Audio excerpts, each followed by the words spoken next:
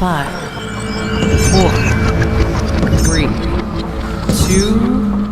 1, go! What do you think, Marge? All I need is a title.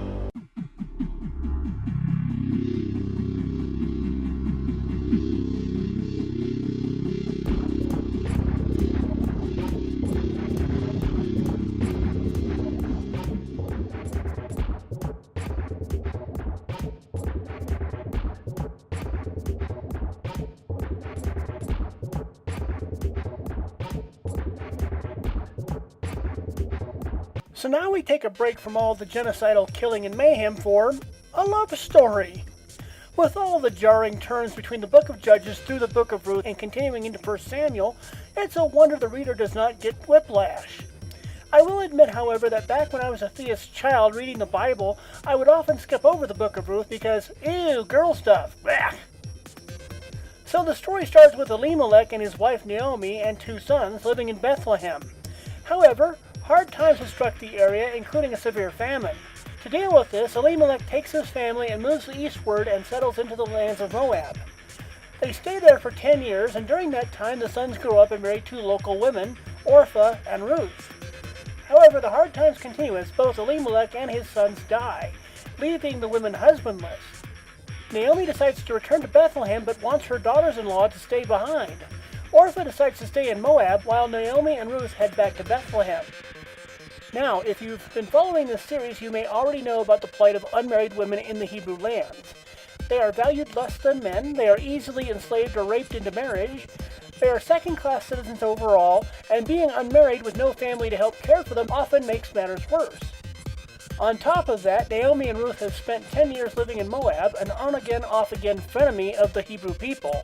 All throughout the book of Ruth, the Bible narrator describes her as the Moabite, so there is an undercurrent of discrimination at work here as well. Once back in Bethlehem, this bleak situation plays itself out, and Ruth is sent to collect stubble from the local fields. One day, while out in the fields, Ruth meets Boaz, a local wealthy man, who instantly takes a liking to her. Boaz allows Ruth to collect stubble from the better fields. Also, because Boaz is a relative of Naomi's late husband, he is under a familial obligation to perhaps marry Ruth and provide for her as a member of his family.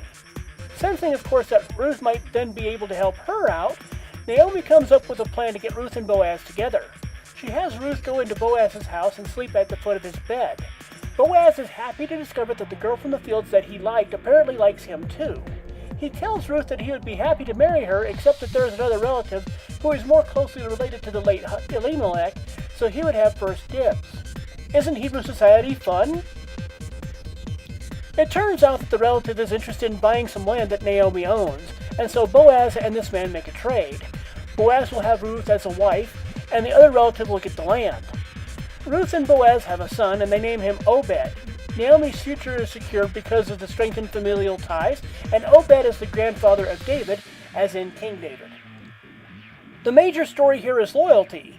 Loyalty of Ruth toward her mother-in-law, a loyalty that sends her out into the fields to provide for her, a loyalty that leads Ruth to go to Boaz's bed, a loyalty that had her drop any ties to Moab and her former religion and join Naomi in Bethlehem, adopting the Hebrews as her people and Yahweh as her God. One person or entity that really has no impact on the events in the book of Ruth appears to be God, who really does not have much to do.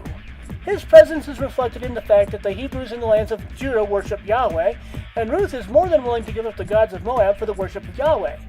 So it appears that God takes a break from being a stupid, incompetent being for 4 chapters out of the entire Bible. I am pretty sure that all this will start up again once we get into 1 Samuel, which we will start in the next episode of Atheist Bible Studies.